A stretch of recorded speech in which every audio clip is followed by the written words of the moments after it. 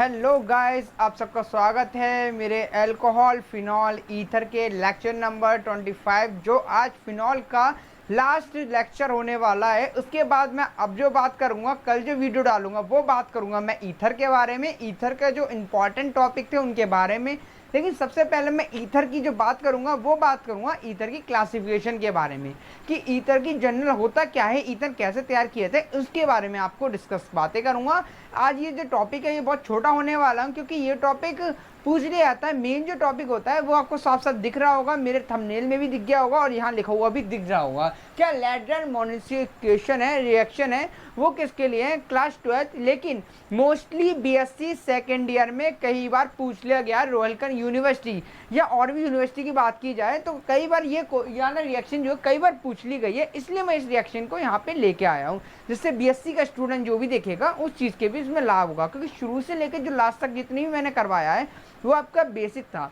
Basic क्या, वो BSc के अंदर भी टॉपिक बिल्कुल आते हैं और वो 12th के अंदर भी आता है टॉपिक। ऐसा नहीं कि जो बीएससी जो आपने 12th में पढ़ा है वो क्या बीएससी में नहीं आएगा, ऐसा बिल्कुल भी नहीं होता। जो आपने बीएससी में पढ़ा, जो आपने 12th में पढ़ा है वो 100% बीएससी में आता है। ये आप जब तक आप पढ़ेंगे जब तक आता है। ओके, तो ये बिल्कुल मत सोचना कि इसमें नहीं आएगा, ये किस चीज़ का टॉपिक, बिल्कुल नहीं, ये सब जर्नल होता है। ओके, तो चलते हैं हम अपने टॉपिक की ओर। ओके, तो क्या होता है टॉपिक आज का?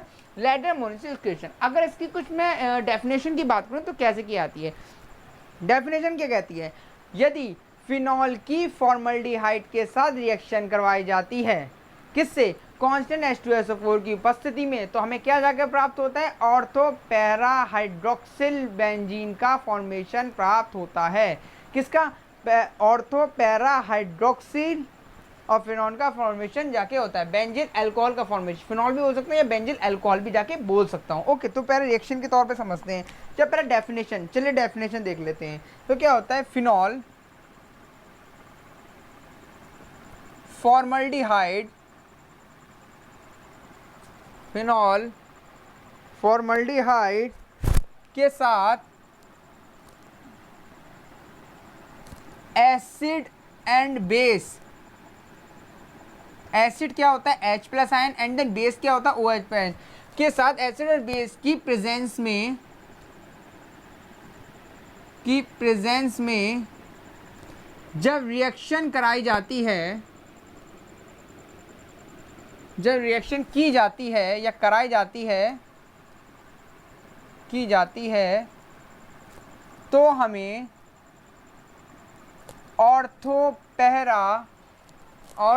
पैरा हाइड्रोक्सिल बेंजिल अल्कोहल का फॉर्मेशन प्राप्त होता है। अल्कोहल का फॉर्मेशन गिवन होता है या प्राप्त होता है। तो ये आ गई इसकी कुछ डेफिनेशन के बारे में। अगर डेफिनेशन पूछ ले तो इस तरीके से आप लिख सकते हैं। तो साफ साफ डेफिनेशन के अंदर ही इसका आंसर लिखा हुआ है। क्या है कि चलते हैं, तो क्या है फिनॉल? क्या फिनॉल की रिंग क्या समझ सकती है? ये लगा दी मैंने फिनॉल की रिंग, बहुत ही, फिर इसकी मैकेनिज्म समझा दूंगा मैं इसकी। ओके, कि मैकेनिज्म जब तक नहीं आएगी तब समझोगे नहीं। OH डाल दिया मैंने एंड देन ये क्या लगा दिया? फिनॉल। ये चीज़ समझ में आ गई है। फिनॉल की किससे करवानी है? फॉर्मल्डिहाइड। फॉर्मल्डिहाइड क्या होता है? HCHO। क्या होता है? HCHO। क्या मैं HCHO को इस तरीके से लिख सकता हूँ? HCH और ये लगा दिया O। HCHO क्या मैं इस तरीके से लिख सकता हूँ? इसकी रिएक्शन किससे करवा दी हमने? Acid and base. Acid base मतलब H+ आयन, एंड देन क्या बेस क्या होता है? OH-। जब भी इससे रिएक्शन करवाई जाती है तो क्या प्राप्त होता है? ऑर्थो और पैरा, मतलब ऑर्थो पे तो अलग जाके जुड़ेगा, क्या जरूर बताते हैं, OH। तो ऑर्थो पे जाके तो एक अलग जुड़ेगा, तो क्या बचेगा? CH2OH। क्यों सर CH2OH क्यों बच रहा है? वो इसलिए बच रहा है क्योंकि देखो इसमें क्या होगा? CH2 ये जाके इस पे जाके जुड़ रहा है। ओके, ये चीज जाके क्या हो रही है? इस चीज पे जाके जुड़ रही है, तब जाके क्या प्राप्त हो रहा है? यहाँ पे ये चीज पे CH2OH जाके प्राप्त हो रहा है। क्यों? क्योंकि ऑक्सीजन, अगर ये चीज मैं अभी बिल्कुल अभी मैकेनिज्म में आकर समझा दूंगा कि ये चीज क्यों प्राप्त हुई। अगर मैं ऐसे समझाना चाहूँ तो ऐसे समझ सकते हो कि जैसे ही इससे यहाँ से पाई इलेक्ट्रॉन उठ के इसके पास गए, जैसे ही इसके पास पाई इलेक्ट्रॉन उठ के इसके पास गए तो इस पर क्या आ गया, माइनस चार्ज आ गया। ये माइनस चार्ज और यहाँ पे क्या आता है, प्लस का हाइड्रोजन है, तो ये माइनस चार्ज और इस हाइड्रोजन में जाके मिक्स हो जाता है, तो जाके क्या बन जाता है, CH2OH। क्योंकि हमें पता है, हम जानते हैं कि ऑर्थो और पैरा की इलेक्ट्रोनेगेटिविटी हाई होती है as compare to meta position, इसलिए क्या मेटा पोजिशन पे ये नहीं आया। एंड नाम जो इसका हो जाता है वो क्या हो जाता है, ऑर्थो हाइड्रोक्सिल, क्या होता है, ऑर्थो हाइड्रोक्सिल बेंजिल अल्कोहल, ये क्या हो जाता है, इसका नाम हो जाता है। समझ में आ रहा है, ऑर्थो पे जुड़ रहा है, ऑर्थो पे जुड़ रहा है हाइड्रोक्सिल, और बेंजीन तो है ही, एंड देन अल्कोहल है, इसका फॉर्मेशन होता है। और क्या प्राप्त होता है इसके साथ, इसके साथ प्राप्त होता है, ये लगा दी, OH लगा दिया, और पैरा पे क्या जोड़ दिया, CH2OH जाके जोड़ दिया, और जिसका नाम क्या होता है, पैरा हाइड्रोक्सिल बेंजिल, और क्या, अल्कोहल का फॉर्मेशन जाके हमें प्राप्त हो जाता है। तो ये चीज़ हमें प्राप्त हो जाती है। समझ में आया। अगर हमें लेटर मोनिफिकेशन चाहिए तो इस तरीके से आपको रिएक्शन हो जाती है। ये आप क्या कर सकते हैं, डायरेक्ट आप लिख सकते हैं, लेकिन एग्जाम में बहुत ही कमीने होते हैं, मैकेनिक्स भी पूछ लेते हैं। अगर मैकेनिक्स करवाना चाहूँ तो इसके नीचे हो सकती है, ठीक है, नहीं हो पाएगी। आप पहले से इसे कर लीजिए, अब इसे रेस कर देता हूँ, हो गया होगा, आपने स्क्रीनशॉट ले लीजिए, जल्दी से ले लिया होगा। चलो चले, मैंने कहा ये लेक्चर बहुत छोटा होने वाला है, क्योंकि ना मैं इसमें अब जो आपकी मैकेनिक्स आएगी वो आपको इसमें क्लियर कर देगी ये हो क्या रहा है, ठीक है। तो सबसे पहले रिएक्शन किससे हो रही थी, बेंजीन, तो बेंजीन को ही पकड़ेंगे, मैकेनिज्म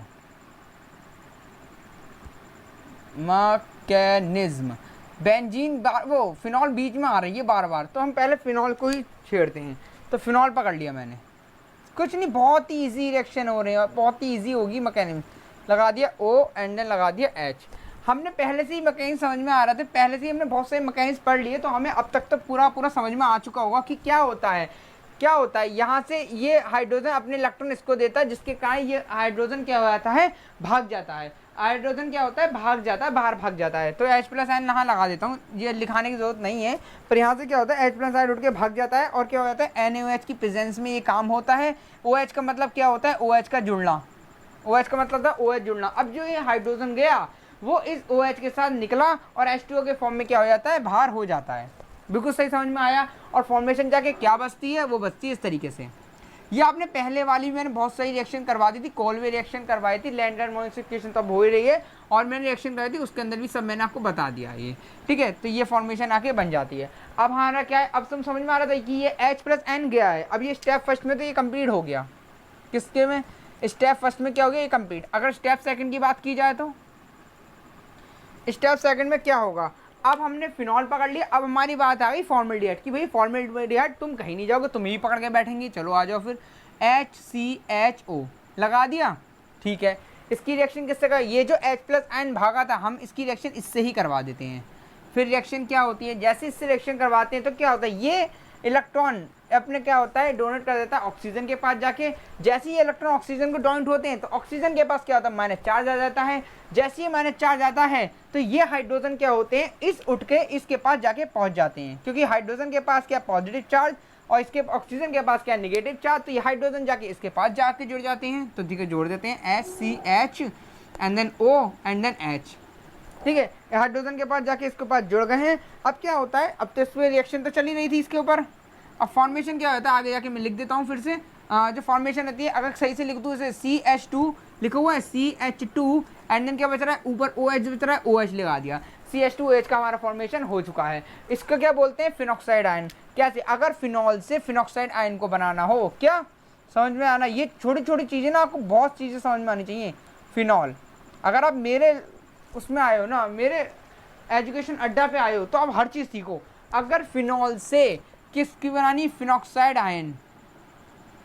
फिनॉक्साइड आयन कई बार पूछ लिया जाता है सवाल कि फिनॉल से फिनॉक्साइड आयन किस तरीके से प्राप्त होगा, तो आप समझ जाएंगे कि बेसिक मीडियम NaOH या बेसिक मीडियम KOH की उपस्थिति में हम क्या कर सकते हैं, फिनॉल से फिनॉक्साइड आयन का फॉर्मेशन कर सकते हैं। समझ में आ रहा है, अब तक हमें समझ में आया। ये क्या है, फॉर्मल्डिहाइड, फॉर्मल्डिहाइड,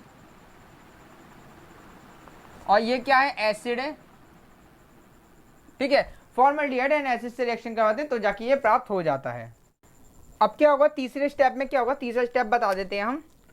अब ये स्टेप लास्ट होगा और इसमें क्या होता है हमारा फॉर्मेशन जाके प्राप्त हो जाता है। स्टेप में क्या हो गया, तीसरे स्टेप में हम लेंगे इस फिनोक्साइड आयन को पकड़ के बैठ जाएंगे कि भैया अब तुम कहीं नहीं जाओगे, अब तुम्हें भी हम बैठाल के रखेंगे।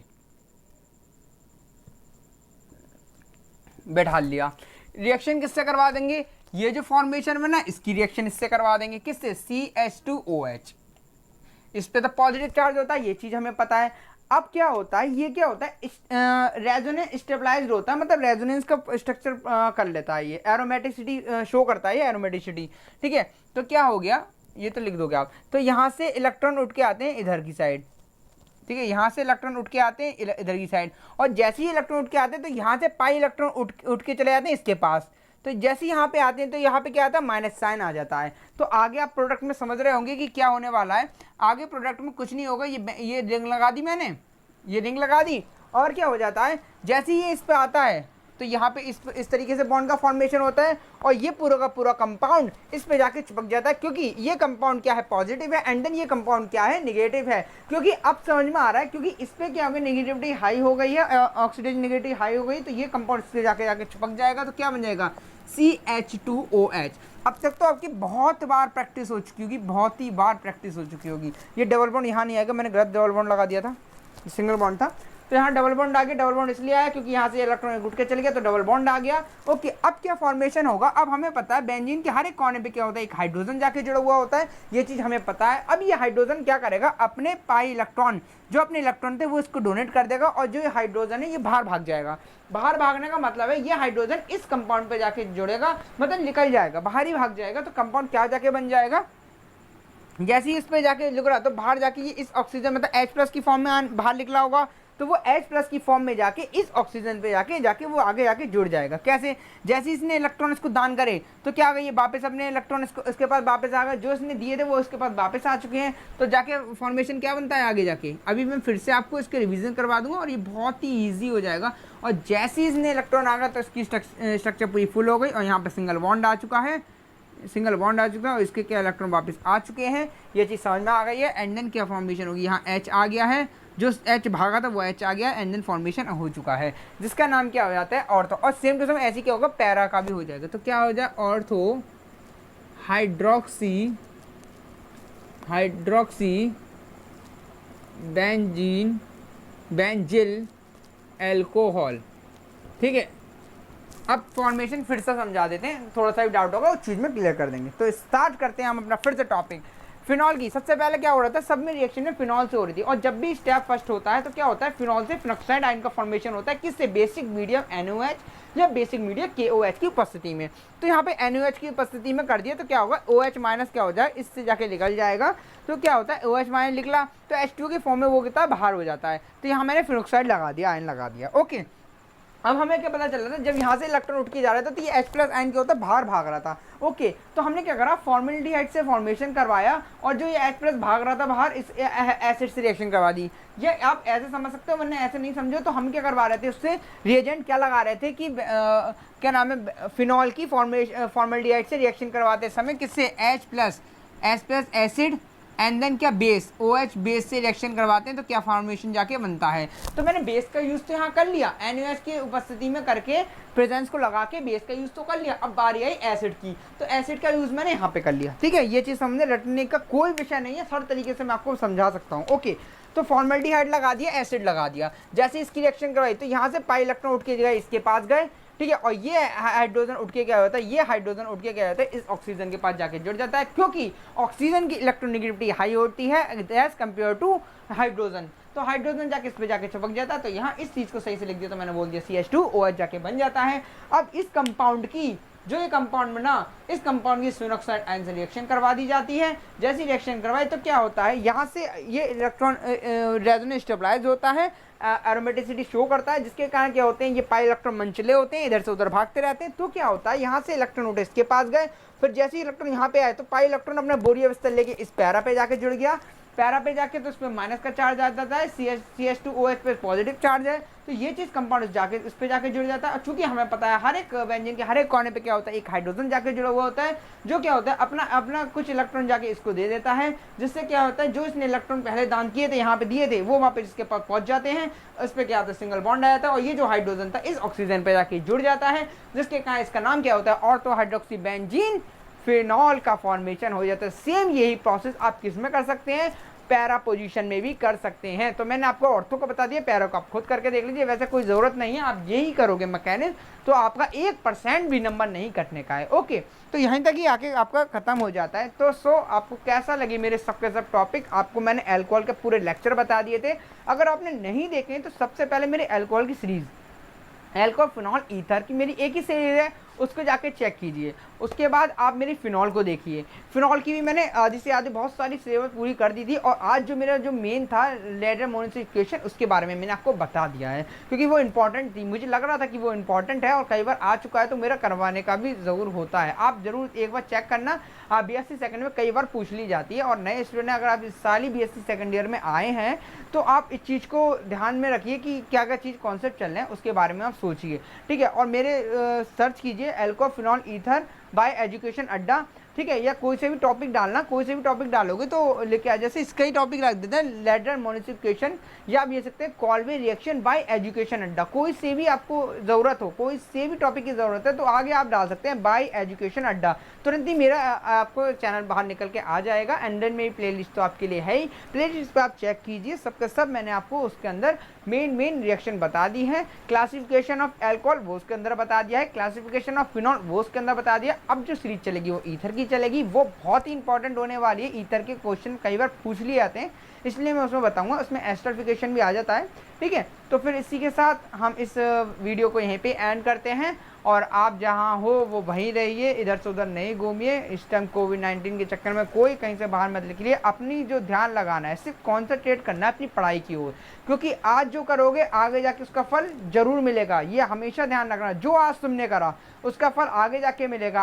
आज अपना टाइम इधर फालतू चीज़ों में बर्बाद ना कीजिए, उससे अच्छा एक ही तरफ फोकस करोगे तो आपका अच्छा तरीके से आपकी तैयारी हो जाएगी। और ये मत समझना कि अगर अब की बार 2 बार से कैंसिल हो रहे हैं पेपर, ठीक है, तो अब तीसरी बार भी हो जाए, बहुत ही मुश्किल है, बहुत ही माइनर है कि वो कैंसिल होंगे, क्योंकि अब की बार गाइडलाइन आ चुकी है, अब कुछ भी हो जाएगा लेकिन अब की बार कैंसिल पेपर नहीं होंगे। ओके, तो इसी के साथ मैं चलता हूँ, आपसे कल मिलता हूँ अपने वही टॉपिक ईथर के साथ। ईथर का न्यू कॉन्सेप्ट है, उसे बिल्कुल भी मिस मत करना। तो इसी के साथ टाटा बाय बाय, जय हिंद जय भारत।